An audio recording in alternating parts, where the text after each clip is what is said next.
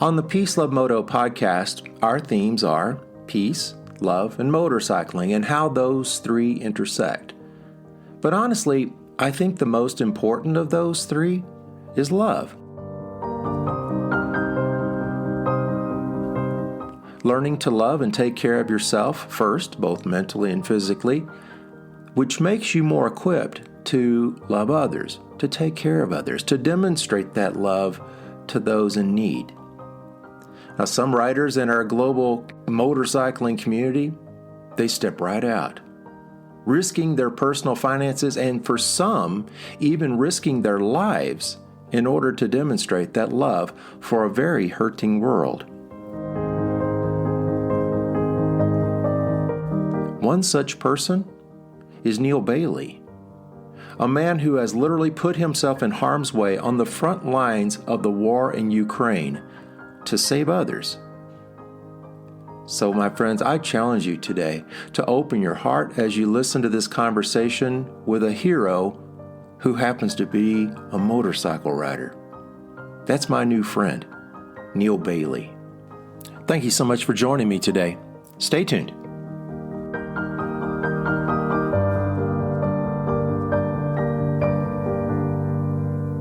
Recorded in beautiful Loveland, Colorado. Welcome to Peace, Love, Moto, the podcast for motorcyclists seeking that peaceful, easy feeling as we cruise through this life together. Are you ready? Let's go!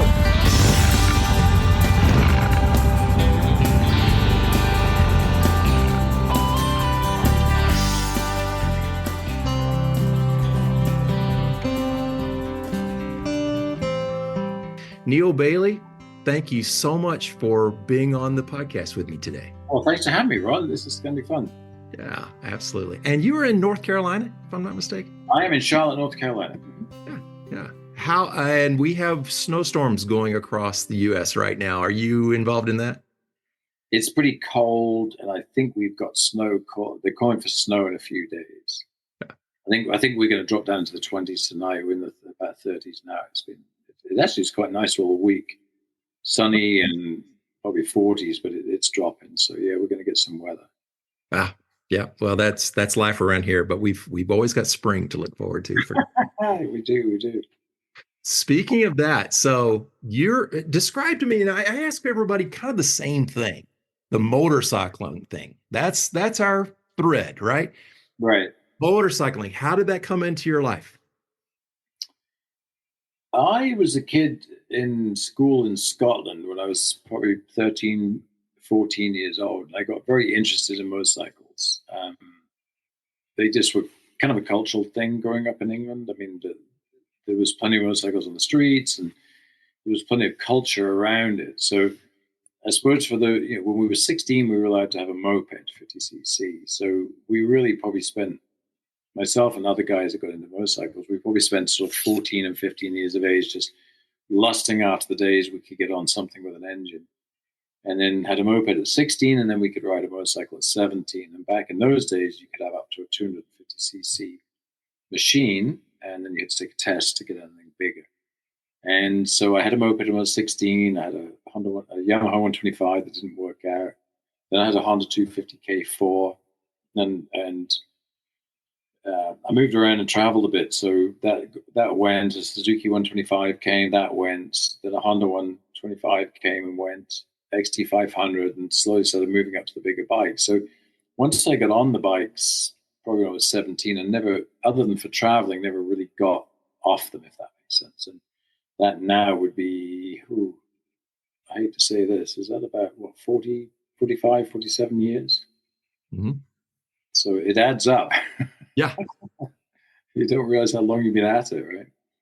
And the travel thing. So that's the subject we're going to be getting into. But where did the whole travel connection come in for you? So as a kid, I grew up in a single parent household on welfare. Things were pretty threadbare growing up. So my mother would take in guests during the summer. We lived in a seaside town. And so we often had au pair girls. We had exchange students.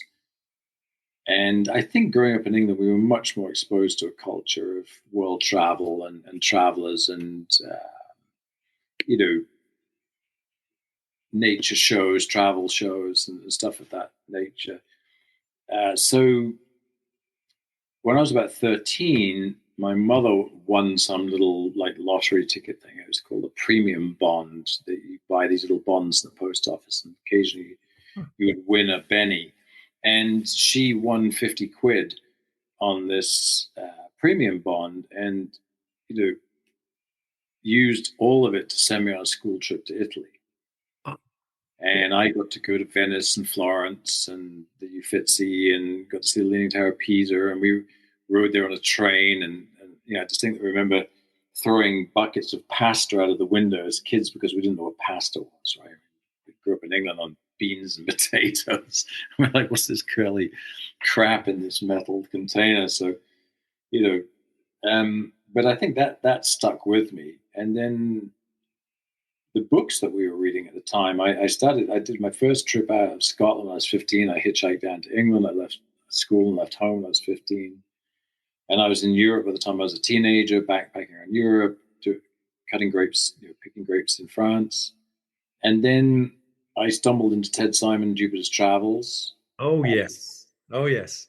And that was, because I was in and out of motorcycling at the time, if I had the money, and sometimes I sold the bikes and went hitchhiking around Europe, and sometimes I didn't have a job.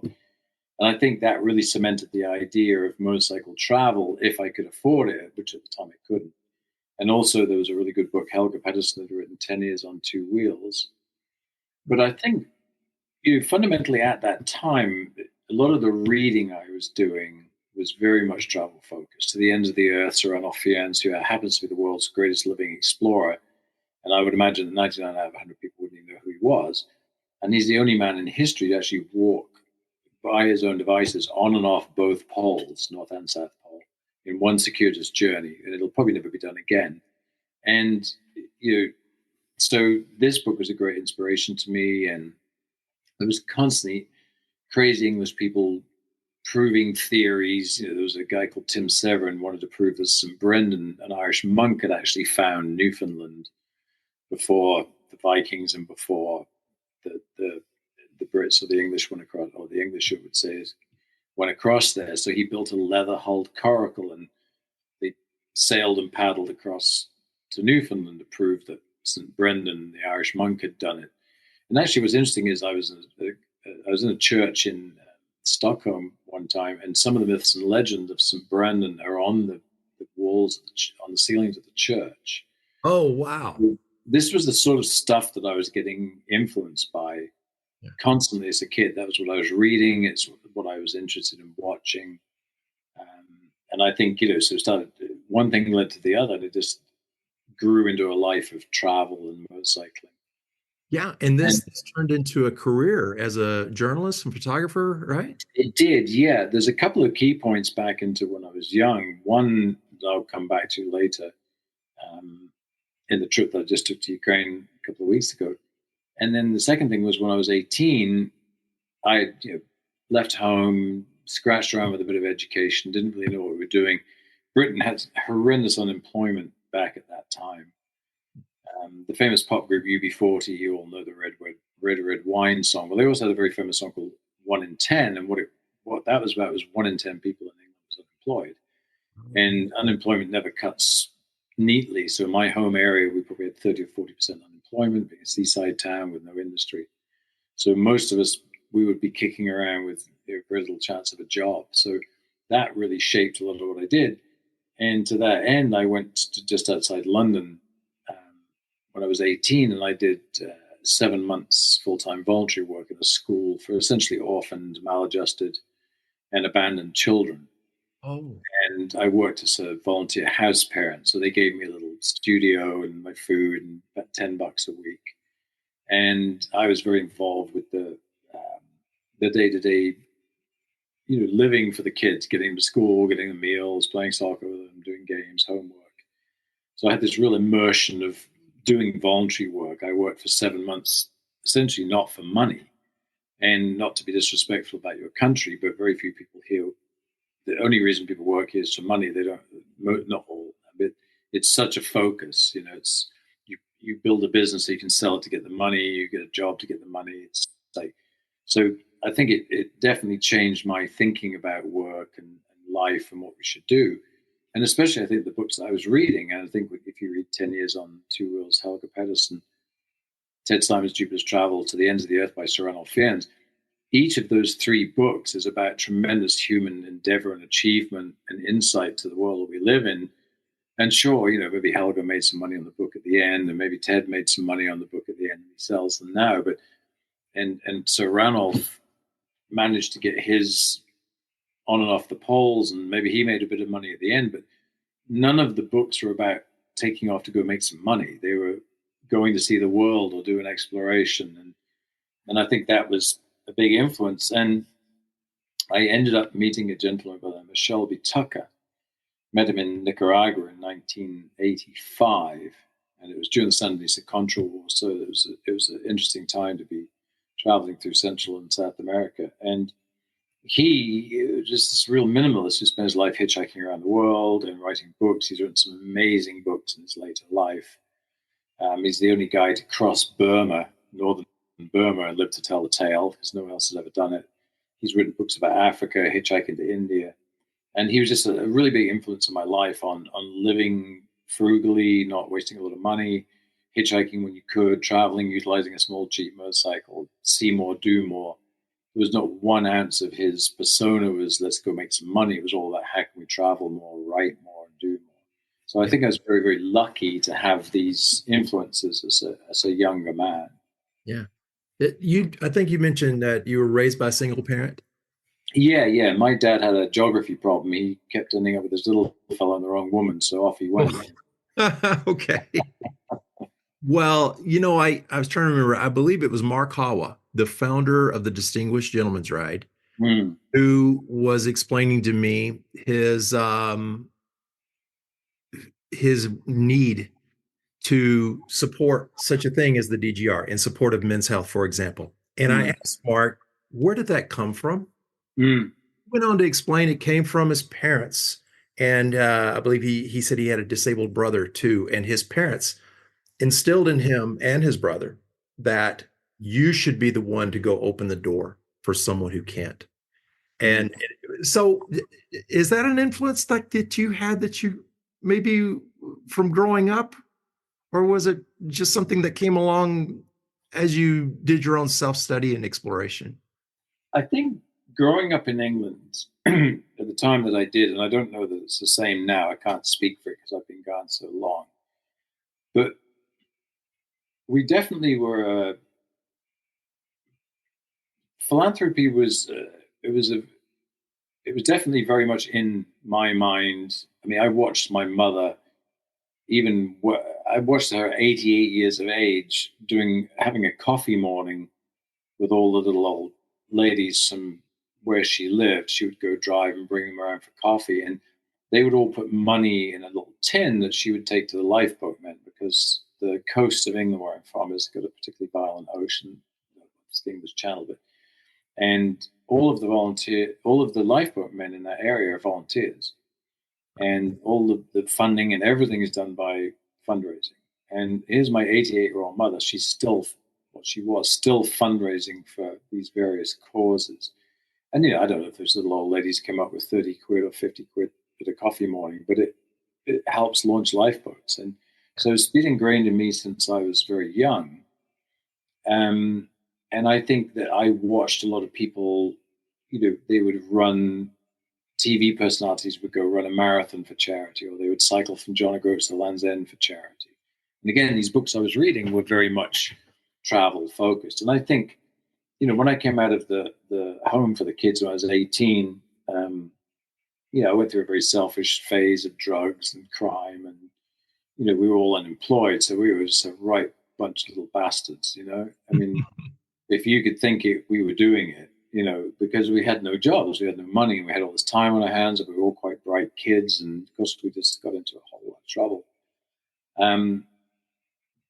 So it took a while into my adult life for it to come back again. I think I was pretty selfish. I traveled a lot, did my own thing. But I think all of that ingraining was in me when I was young.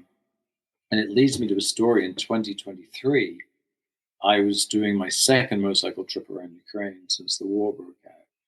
And I had ridden around Ukraine in 2022 with an award-winning photographer in just a few months after the war broke out. And we rode about 3,000 miles from Western Ukraine to Kyiv down to Odessa, the Black Sea. And of course, we had some very challenging days with missile strikes and cruise missiles and just explosions and front lines and troops. And, it was a very, very, very, very tense time in Ukraine in 2022. So when I went back in 2023, I went back alone. And the country was a lot calmer. People, I hate to say calm because there's a war going on. It's not calm when shit's going wrong, but people were a lot more used to the idea that we were at war. There was less block posts on the road, it wasn't such a tinderbox. And I had all of this time alone. And I was in Kharkiv to see a lady, Olena. She was the very first lady to be blown up in the war. And my counterpart in 2022 had gone to photograph her as a refugee in Poland.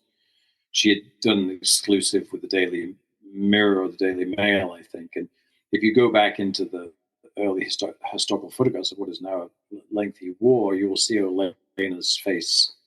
Just about every newspaper in the world was carrying her image of her bloodied face and bandaged with her apartment all blown up. And so I had kept in touch with her after we visited with her in 2022. She was back in Kharkiv. She came to see me. And as I was sitting in my hotel, I looked out of the window and I saw a Land Rover. Actually, a Land Rover Freelander. It was all NATO green camouflage. And there was a gentleman standing by, a well-built guy, fatigues, goatee, sunglasses, trimmed hair. And he was standing kind of, cross arm next to the vehicle. And there's a lot of air alerts in Kharkiv. It's very, very close to the Russian border. It's an extremely sketchy city to be in. So these military guys pulled in, and I watched them hug and shake hands and open the vehicle. And I went out, hey, what's going on? And this car was full of boxes. And what happened was I got introduced to a gentleman by the name of Gordon Jackson Hops. He's an English guy.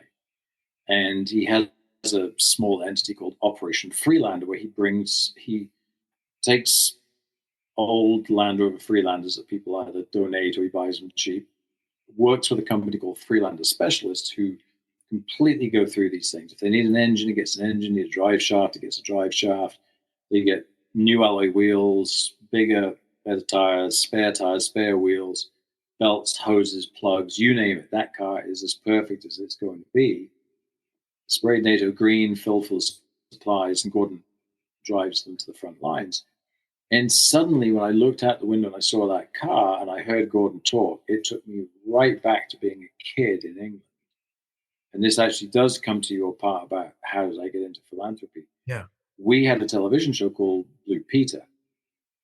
And Blue Peter is an ensign on a ship. And it was a kids program twice a week. And it was a really great program. I mean, there was a couple of guys and a gal, and they had pets because a lot of people in inner cities in London, there were kids in inner cities in London that didn't know what a pet was, a cat or a dog. They just didn't see this type of stuff. And so they would do all sorts of things. I mean, maybe some guy would bring a baby elephant from the zoo, or they'd cook an apple pie, or they'd build a container for you to put your homework in. They would go on a trip, and one of them would ride a speedway bike. And it was always adventure and really good things. And they would have a holiday every year, or vacation, as you guys would call it. And they would go to some exotic part of the world and they would engage in the local activities. So here's this young kid, we're living in a house with no heat, there's no car, dad's gone, mum's going demented, trying to raise two kids on welfare. And every sort of Tuesday and Thursday, we'd turn on the old black and white TV and you wait for it to warm up. It was only about a year and a half. And once a year, they would go to Africa, mostly Biafra, Ethiopia, as it was called in those days, and they would identify a product in need of food or water. And they would come back to the studio and say, all right, kids, this year you're going to collect knives, forks, and spoons. And this is pre the word recycling. And as kids, we would scamper around the neighborhood and we would knock on all the neighbors' doors, which of course you can't do today because no one would ever see you again. And we would collect knives, forks, and spoons and teaspoons that people didn't want, old cutlery. And I'm thinking the post office, they must have had a deal with the post office that the post office would ship our packages for free because there's no way my mother could afford it. And we would sort of come up with 5 or 10 pounds of what is essentially recyclable metal and send it off to Blue Peter. Well, every week, after a week or two of the appeal going, there was a big thermometer in the studio. Uh-huh. And there was the goal, $1 million or £1 million or whatever it was. But the money went to buy Land Rovers and grain and tools and pumps and implements for farming. And every week we'd be scampering around collecting stuff. And the greatest joy of my childhood was to turn the old black and white TV on and see where we were with this appeal. Yeah. And every year we overachieved, and suddenly the studio would be full of Land Rovers and tools and sacks of rice and grain, and knowledgeable people would be chatting about everything, and it would all get loaded on a ship. And of course, as kids, we didn't realize that, how you would film stuff in advance. And then next week we're off to Africa. And then they'd be in Africa, and all the Land Rovers would be coming off the ships and going to the project, and they'd be building wells and doing things. And, I've said this many times to many people that, our efforts probably barely bought some lug nuts or maybe a spare tire, but you couldn't knock that out of a 7, 8, 9-year-old kid that we weren't buying Land Rovers for Africa. Yeah. But suddenly here I am 50 something years later, sitting in Kharkiv, looking at Gordon Jackson Hops, who just woke up one day and was just angry about the war and said, I need to do something. And he drove his own Freelander into Ukraine full of boots and tactical vests and stuff and anything he could find. Initially started with insulin for diabetics for the refugee camps. And then he transitioned into gear for the soldiers who weren't well equipped. And I'm like, this is my childhood right here. And it was just the most amazing moment for me to reconnect. And sorry for a long story, but it kind of answers back to you. How did I start in philanthropy, and why is it so important to me? Yeah. Well, it was in me as a kid from that television show. And I've been scratching around all these years, and here it is sort of full circle 50 years later. Now I'm actually helping Operation Freelander. I've gone with him twice. We've delivered 4 Freelanders to the front lines. Less than 3 weeks ago, I was sending 5 miles from Russian positions, wow, dropping off a car full of tourniquets to a frontline medic in a stabilization point for the soldiers. So it was just an amazing connection for me to put my life together. This was the joy of my childhood, was raising this money. Yeah. Sorry for a long answer to a short beautiful question. That's beautiful. I'll just reflect a little bit. We were talking before we started recording. I've spent the great majority of my career in corporate America. Mm. And it's a soft, sensitive, and caring place, right? Sometimes it's heartless. Yeah. As a manager these days, I try to turn that around. I tell my employees I care more about them than I care about the business, and it's the absolute truth. But anyway, growing up, just briefly, a little bit about my background. Growing up, my dad worked in a machine shop full time, but he also worked in ministry full time. So among many things, he worked at the local jail.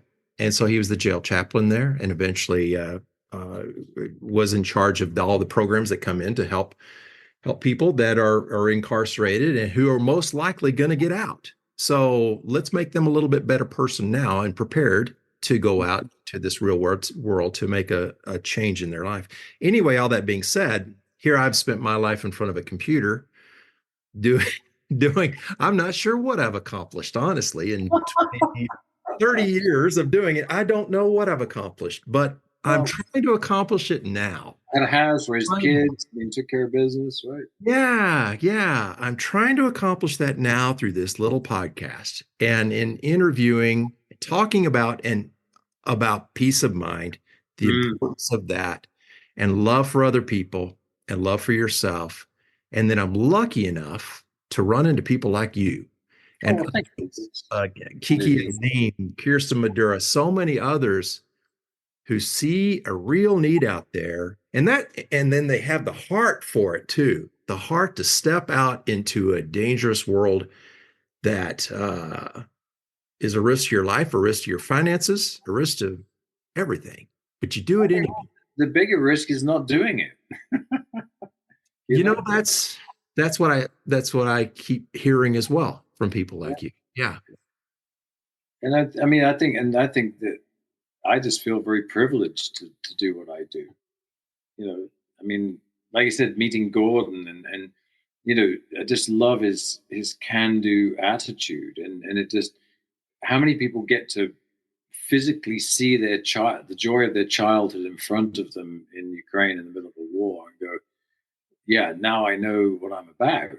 You know, this is, I'd kind of come to a decision in 2022, you know, about my purpose. I've been running my own foundation now for about 15 or 16 years, and it just really came home to me. And I think everything that you just said there a minute ago strikes a chord with me. Is like it's like if you tune your radio to 99.7, right, you get country and western music. If you put it to 103, you get classical. If you put it to 88.8, you get a Latino channel. I mean, if you put it to 90, you get politics. We select where we put our bandwidth of attention in life for inputting frequency.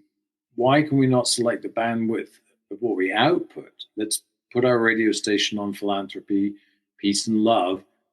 And oh my, now suddenly we're attracting people that are into that. Well, it's because we're transmitting that, we're receiving that. I think that's helpful for me to think of it in those terms.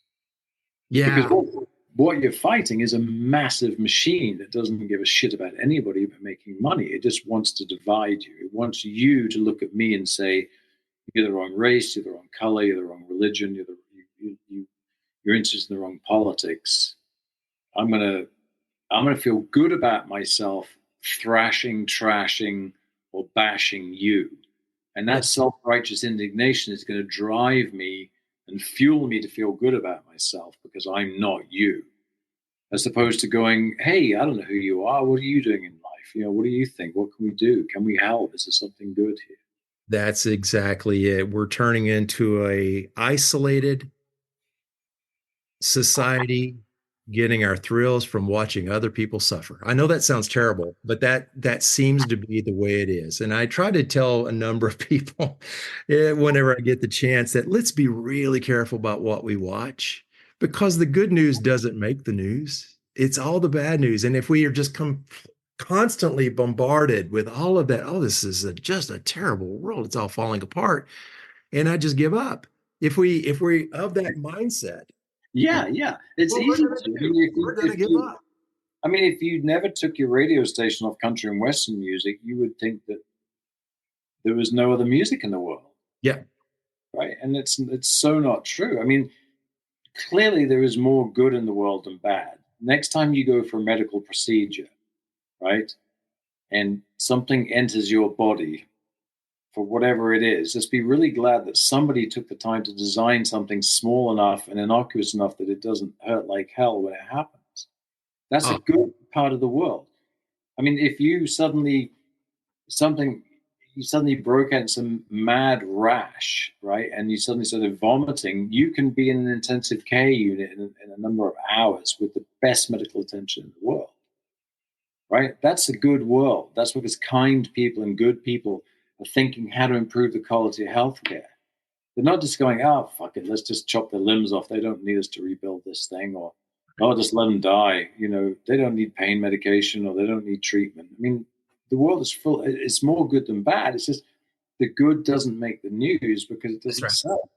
What's the old expression for the newspaper? It doesn't bleed, it doesn't lead, you know? Mm-hmm. Exactly. And it's chronic. It's not mild. I mean, I was introduced through social media to a lady, and Elizabeth Sampe is her name. And she is a medical doctor. She's an ultra athlete, and she's a health coach and trainer for cyclists and ultra athletes. And she undertook an expedition into Pakistan, Afghanistan, I think, into maybe northern India, Kashmir, where they took small, like kayak type boats that would break down and attach to their bicycles. And they went basically off the grid through these countries with their mountain bikes and their bicycles. So when they got to a river, they would canoe down with all their stuff. And when they got to a road, they would pedal. And, she has 7,500 followers on social media. She lives in a van because she's constantly, using her money for what she does. And then you take somebody like Kim Kardashian, right, who I don't know too much about her other than somebody said there's a porn movie. She's famous for being famous. She looked, I guess she used to look like a human before they did all these operations. And she can stand there in a pair of designer knickers that somebody paid a $250,000 to wear, and millions of people are interacting with that on social media. And so to say that we've got a problem with what people look at and what people are interested in, it's chronic. Yeah. I mean, if you had a daughter, if you had a classroom full of girls, I mean, a state full of girls in school, what parents would want their children to be Kim Kardashian, as opposed to a medical doctor who's an ultra athlete and one of the most adventurous people I've ever come across in my whole life? Yet she has no attention for that because what? I mean, answer that question, maybe we've solved the problem, right? I mean, I don't even know what to say about it. It's chronic. Well, again, that's why I'm so grateful to run into people like you, because you got a story to tell really well. And like a few of the others that I've interviewed thus far too, that you get it that yes, it's hard work. It's risky, both physically and financially, to do what you do, but there's joy. I would assume Yes. great deal of joy that comes away from what you have done and what you want to continue to do. Is that fair to say? Yeah, I mean, I think, I'd done an article for a big bicycling magazine, or they did an article about some of my bicycles. I rode a bicycle around Kyiv, Hostomel, I did a big road bike ride around Ukraine in the summer. It's something I'd wanted to do, was ride a bicycle there, and I'd done another mad bicycle challenge in Peru, and they felt that this would be worth doing a story about. And I said, one of the things about what we do in these places is the high notes are higher, the low notes are lower. When you're experiencing joy, it's real joy, and when you experience suffering and pain, it's really painful. Yeah. And so there is that part of it. It's a lot more neutral being at home. It's a lot easier to be at home at times, but then you don't get that reward either.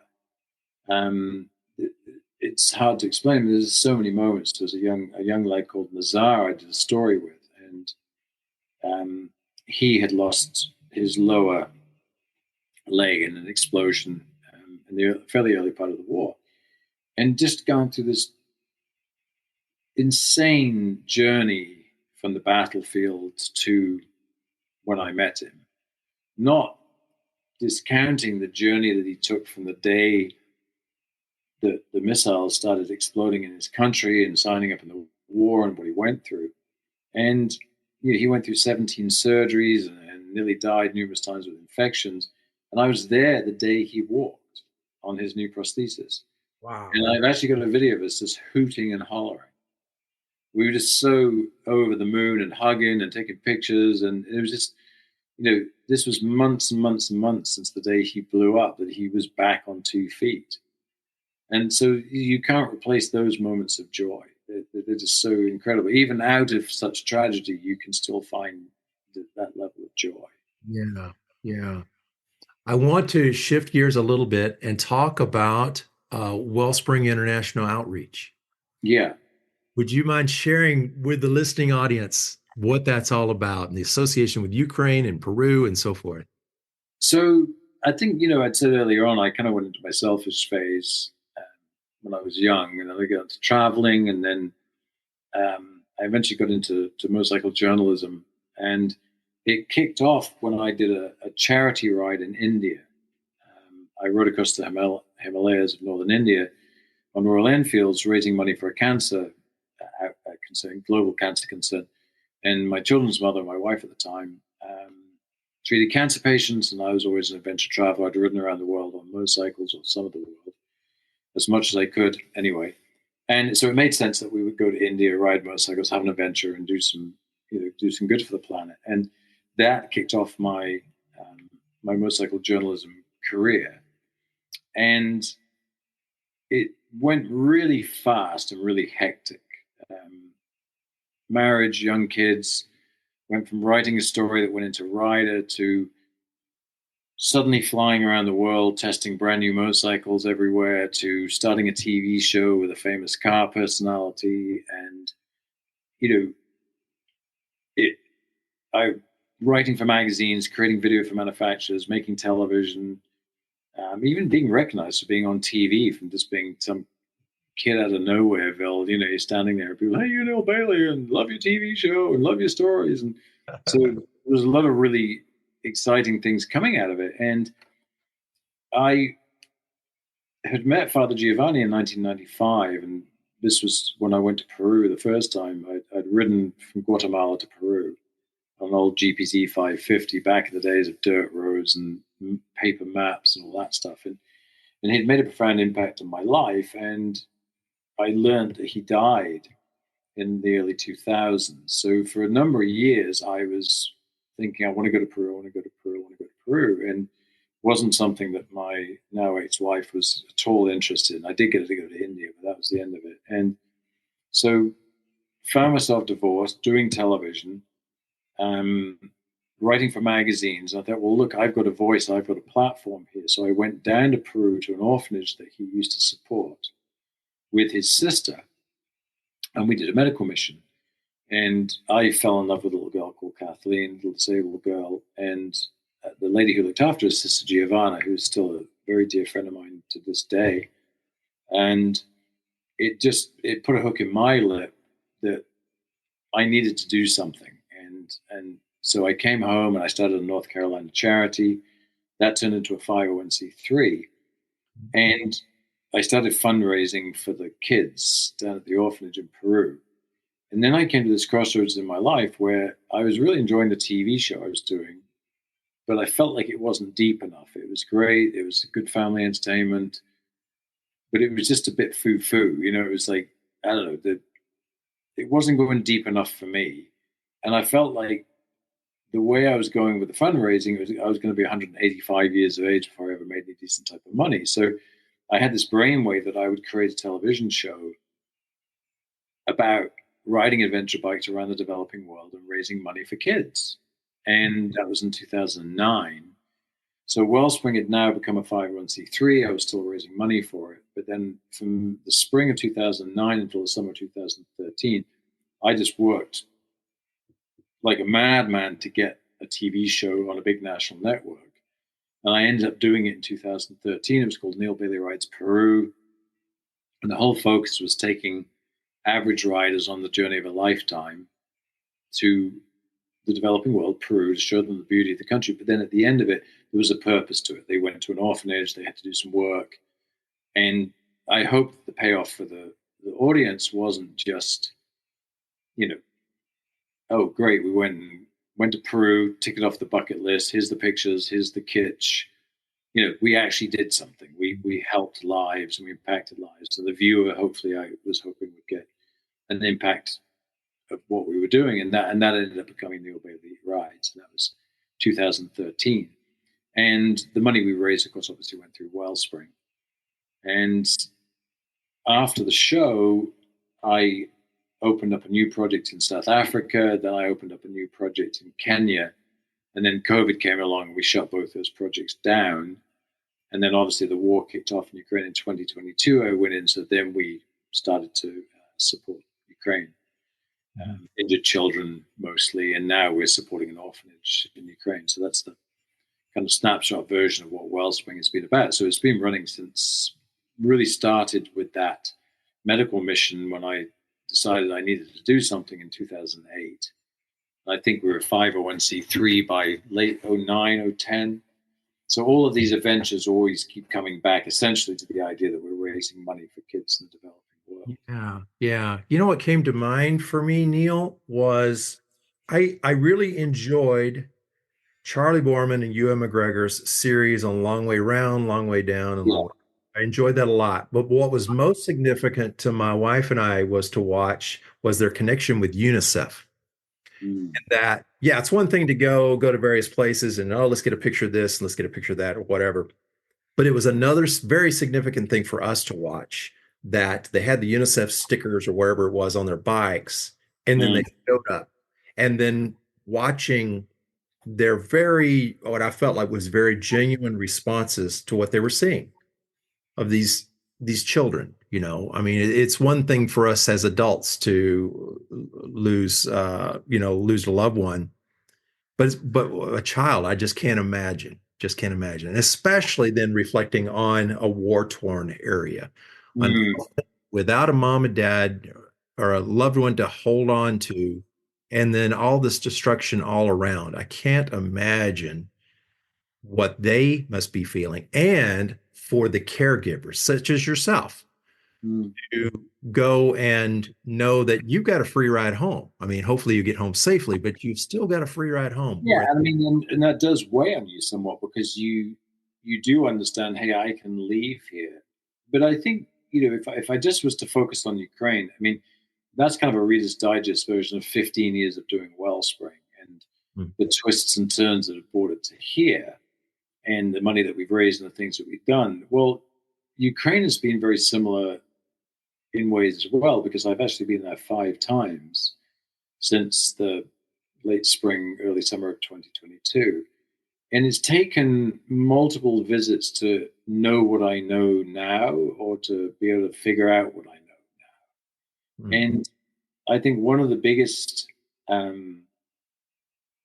takeaways for me at the moment, or things that I've come to realize, is that not so much for the children, because I don't interact in the same way. I mean, we support injured children, but I haven't really had the conversations. More the conversations with the adults, is that everybody in Ukraine is suffering at an incredible level. Every Ukrainian outside of Ukraine is suffering at an incredible level. And I don't think it's for me to judge, or for us to judge, a guy who lives in Western Ukraine, still has a job, and his wife and child are refugees in Poland that he doesn't get to see other than FaceTime because of the war, as opposed to another friend of mine, Alex, who has one arm left. Both legs gone, not even any stumps. I mean, he's just sitting on his bottom end with one arm, and it's not my job to say that his suffering is different. I can't. It's you just do your head in if you try to grade everybody's level of suffering and how it should impact. But the truth of the matter is, everybody is suffering. And I was with a teacher called Irina just a few weeks ago, and she told the most incredible story about the Battle of Kiev and where they lived. They got caught in the middle of it. So the Russians were on one side, the Ukrainians on the other. They were out in the forest, and the Russians had cut the electric, the water, the internet, the phone, which is what they do. They blind. That's the first thing they do, is cut communication. And for weeks and weeks on end, during all this bombing and all of this crazy stuff, they had no knowledge of what was happening in their world.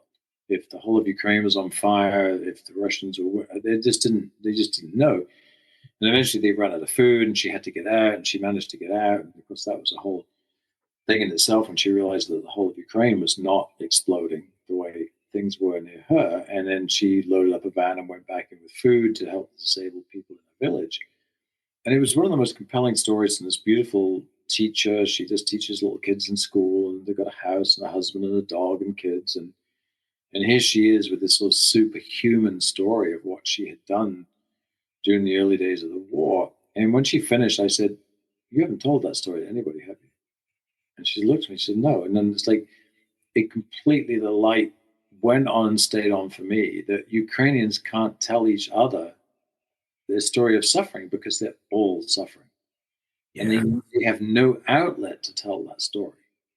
And that's where I feel part of my job is to be there for them, for that story. And about a week or so later, I was with Dr. Zoriana in the Children's Hospital, and they've been very kind to us. They always invite us in for a tour, even though we're a tiny donor. They've had to build a new children's department. They've had to put a kidney dialysis center in, rehab. I mean, the things that you have to do as a children's hospital to gear up to deal with the injuries of war in children. Who deals with the injuries of war? I mean, all the doctors, all the pediatricians, they're not trained to deal with burns, amputation, shrapnel, nerve damage, all of them. I mean, they're not trained for limbs blown off with missiles. That's not what you learn as a pediatrician. And she kindly gave us a tour for a couple of hours, and she showed me a couple of rooms. She said, well, this is where the psychologists are going to go for the children. And I said, where will they come from? Meaning, and she said, Ukraine. I said, well, yeah, I didn't mean that. I said, are they local people or do they go out of Ukraine? Because obviously, for the children to have a decent or the right psychologist, it has to be someone that understands war, and it has to be someone that speaks Ukrainian, because those children are victims of this war, what they've gone through. And so then I just turned around and said, well, who are you talking to? And she just looked at me and she's like, and I said, you're not talking to me, are you? She said, no. I said, you're not telling your stories, are you? She said, no. She said, I just have to keep going. I can't stop and think. Oh. And it just rips your heart out. I mean, it just tears your heart out. And we went back to her office and we did some photographs and we said our goodbyes. And she's a petite little thing. And, she's married lady with a couple of kids and a life before the war came along. And I said, we've got to go. I said, hey, just come here. And I just gave her a hug. And that little girl hung on like she was like a limpet on the bottom of an ocean line. I didn't think she was going to let go. And they just need a hug. They just need someone to listen. Because for nearly 3 years, that woman's been showing up in that place every single day, fighting for respirators, fighting for dialysis machines, fighting to keep children that are burned. And one little girl, Sophia, that Kieran had shot, she took shrapnel. It blew the top of her head off. Right through the top of her head, straight through her brain, hit the back of her skull, bounced down the back, bang.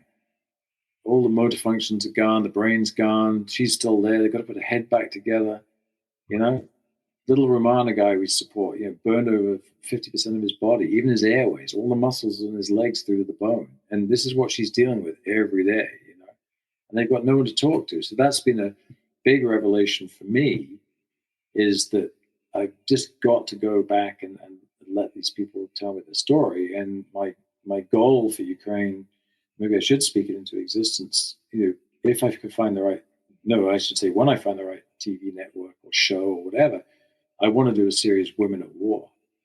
And I want to go and focus on these ladies, Irina, Zoriana, Zarina Zabriskie, the journalist that lives in Kherson, Victoria, my friend, who builds drones and bombs and gets death threats and gets bombed by the Russians. Anna, who was a world traveler on a KTM, going on a second trip around the world. She's a soldier fighting on the front lines.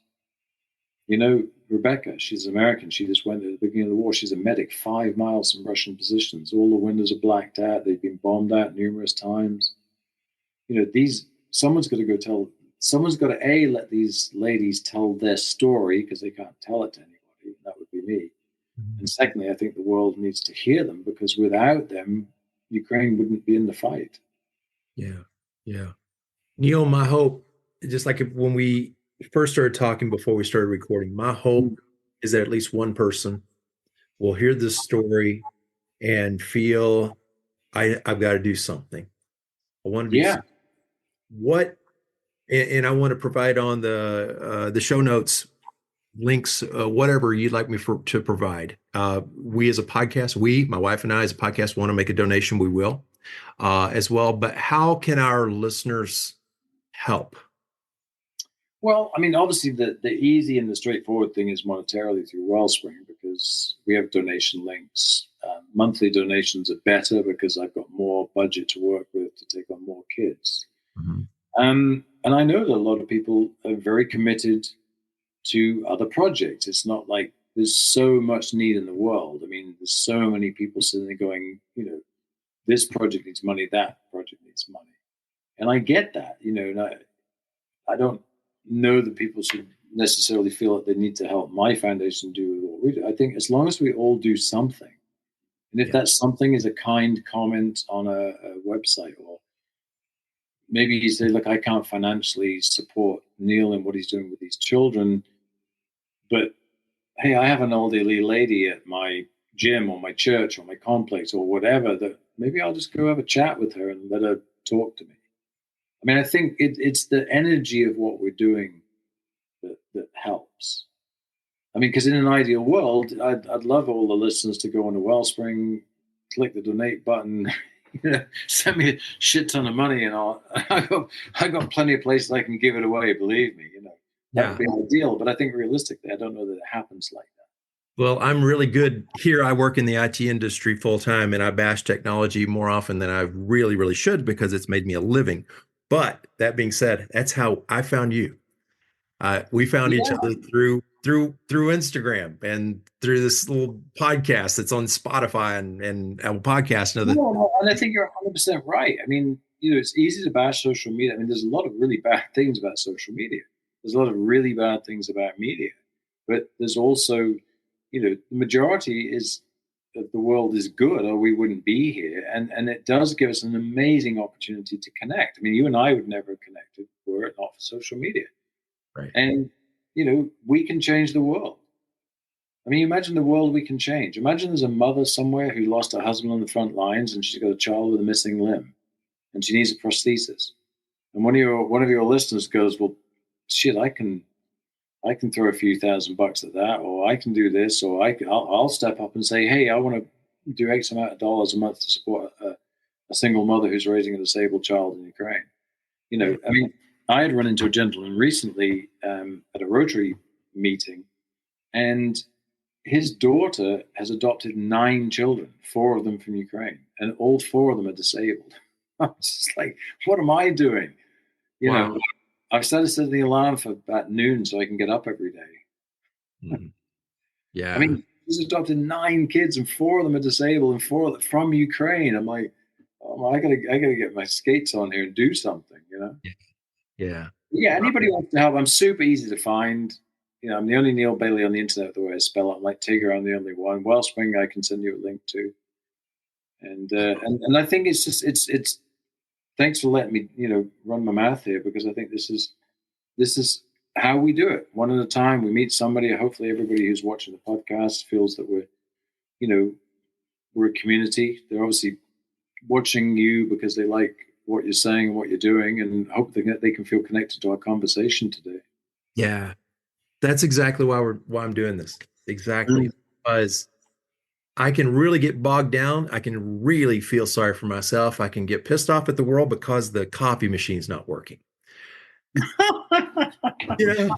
I'm really good at stuff like that. And then I sit back, shut my mouth. You just have to word with yourself, don't you, right?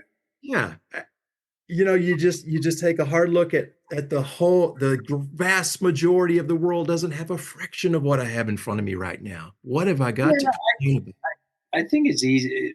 Yeah, I mean, it is easy to, get upset about stuff, and we do have our problems. I mean, it's not like because we live here and we have all the stuff, we don't have problems. I mean, True. like you said, we started this thing talking about mental health. I mean, this stuff is very real, But I think if you're in a position to help, there is an enormous amount of suffering in the world, and we all do have it pretty good. And I think that hopefully is the frame of reference for people when they're giving to what we do or supporting what we do, is not that I'm taking something from you. I want to feel like I'm giving you something. I'm giving you the opportunity to improve a life, and you can feel good about that. Yeah. And I'm also giving you a lens back into your life that you have enough, right? Yeah. We've got enough. I mean, do we really? Why are we working and striving for more when we already have enough? Yeah. Yeah. I'm just reflecting again on something that Kirsten Madura said in a recent interview. She said, for those, to paraphrase a lot, for those who are just not really feeling good about themselves or whatever, depression, whatever, go volunteer. Go out there and just share your hands, your heart, your voice with somebody who's not, who really needs it right now, whether that's a homeless person on the street where you shake their hand and say, Mm. hello, my name is, and do whatever you do. But that, I think, turning outward, at least for me, that really helps. That really helps. Yeah, and you imagine the good that can be done if everybody took that opportunity. Yeah. Because it is in the small actions. I mean, it's, BMW very kindly made a magazine for me out of some of my blog posts. I did 4 individual stories or columns for one of the BMW publications I work for. And the editor, who's a very good friend and does a lot of work for Wellspring, said, "Hey, what if we clipped them together and made a book?" And then he said, "Well, that would cost X amount of dollars." And he said, "Well, let me talk to BMW." And they kindly decided to print the book for me so I can put them in dealerships. And one of the things I do is I'm able to speak in BMW dealerships. I'm a BMW brand ambassador, and I have a I didn't know that. I didn't know that. so if you have a BMW dealership that would like me to come out and talk, maybe that's how somebody listening today works at a BMW dealership or owns a dealership. I can come and talk about my travels. It's not just Ukraine, it's Peru, and I've ridden in 50 plus countries around the world, and with bank robbers, and done a few crazy things in my life. So I have a few things to chat about. So, but anyway, I got BMW sent me the books, and I took them down to the YMCA where I work at, and they're very kind people, and I like it. I say, "Hey, guys, this is some of what I do." And out of all of those magazines and all the things I put, I've had one connection. There was one young girl that works at the gym who I've spoken to peripherally about hiking, right?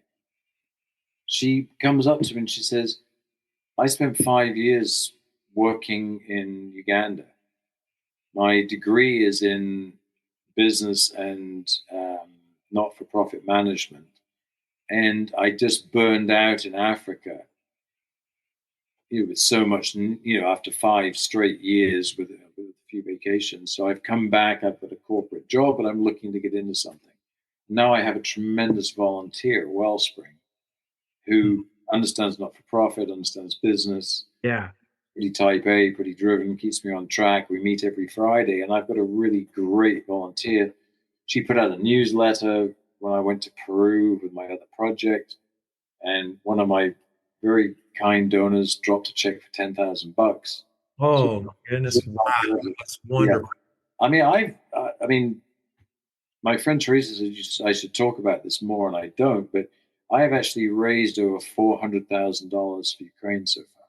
Wow, that's wonderful. Since the spring of 2022, yeah. And of course, I never know if I'm going to raise another dollar, but I'm always hopeful. Yeah. Well, my hope is that I can reach one person. At least you've reached me. You've reached me for sure. But I remember listening to a gentleman by the name of Giles Dooley in 2022, and I was sitting next to a little girl called Izzy Sasada, and Izzy was brilliant. She was 19, 20 years of age. She was a photo assistant for some famous photographer, and she had to show up to collect his award at this huge international photography festival. She was like a fish out of water. So me and my buddy Mike took her under our wing. And Giles Dooley is a triple amputee from stepping on an IED in Afghanistan. And for 46 days, he was completely comatose. He was still alive in there, but no one saw any movement. So he lost 2 legs and an arm. And he said for those 46 days, he laid there working on how to take better photographs until he was able to communicate, because he couldn't communicate with the outside world. And he now has started a foundation called The Legacy of War, and he still photographs war with his one hand. And he's actually got footage of him in the helicopter after he'd been blown up. It looked like a bowl of spaghetti bolognese with a head on it, Wow. And this guy was fucked up, and the jamming things in his throat and heart, and somehow he lives through all of this stuff. And I just remember listening to this man going, "Wow, this is wild. Like what am I doing with my life, basically?" And one of the things that he said was, people have asked him, "Giles, do you think your photography can change the world? Do you think your photography can make change?" And he said, "I don't know that it can," he said, "but it possibly could change one person, and that person could change the world. And I looked around, and little Izzy was sat there like this, she was like in the prone position, just staring at this guy. Like you could have popped a balloon next to her, she wouldn't have heard it. She was hanging on to every word he said. And now I get the pleasure of watching Izzy's social media feed, and she's in Africa doing projects with animals. She's over here doing this. And I don't know that it was Giles's talk that got her. Maybe she was on that path anyway, but she is on fire for this world and for doing good and for amazing things. And you know, maybe Giles spoke to 2 people in that room that day, and maybe I was one of them. So I think you're 100% right. If we just reach one person, that person can change the world. Yeah, that's the goal. That's the goal. Well, my new friend, what a privilege. Sorry, I hope I haven't been waffling on too long. I got a ton of stories. Oh man, what a privilege it is to have met you. And somehow, somewhere, we're going to connect on motorcycles and a cup of coffee. Are you a coffee drinker, by the way? Yes. Good. If you want to go ride around Peru with me and raise money for orphans, I've got a tour going May the 4th. This coming? Yep. BMW GS is 12 days, Machu Picchu, Titicaca, the Andes, Atacama Desert. Beautiful ride, lovely hotels. The best of Peru, and we end up at the orphanage for a day. Oh, that sounds fabulous. I don't think it would work for me this year for various reasons. All you gotta do is quit your job. Well, that's true too. I mean, you know, my dear friend Shelby Tucker, and he passed away recently, and he's the guy that wrote the book about Burma. It's called Among Insurgents. He's the only person to cross northern Burma by insane means, walking an elephant and being smuggled between the Karins, the Kachins, and dodging the Burmese North Star, and one thing after another. It's incredible world travel. And Shelby Tucker's line was, "Could you live with yourself if you didn't go?" It's just, so I'm going to leave you with that. Could you live with yourself if you didn't go to Peru? This is going to be a long conversation with my wife. You're going to be like, I wish I'd never had that guy on. Well, you know, I mean, there's a few simple truths in life. We're all just going to wake up dead one day. So it's not true. far away, right? Very, very true. And I'll even send you the itinerary. Okay. All right. Do that. Neale, it's a pleasure, man. It was such a pleasure to meet you. And I do looking forward to shaking your hand, giving you a hug, and let's go for it. Yeah, I mean, come to Charlotte if you want. We do dirt bike riding here, or I'll see you out there at some. Yeah, well, thank you for having me on. I'm really pleased to join the podcast, and hope that we did get a bit of peace and love in there, not too much war and bad things. Oh, it was perfect. It was perfect. Thank you so much. Thank you. Could you hear it in Neale's voice? Oh, I could. That's the sound of joy.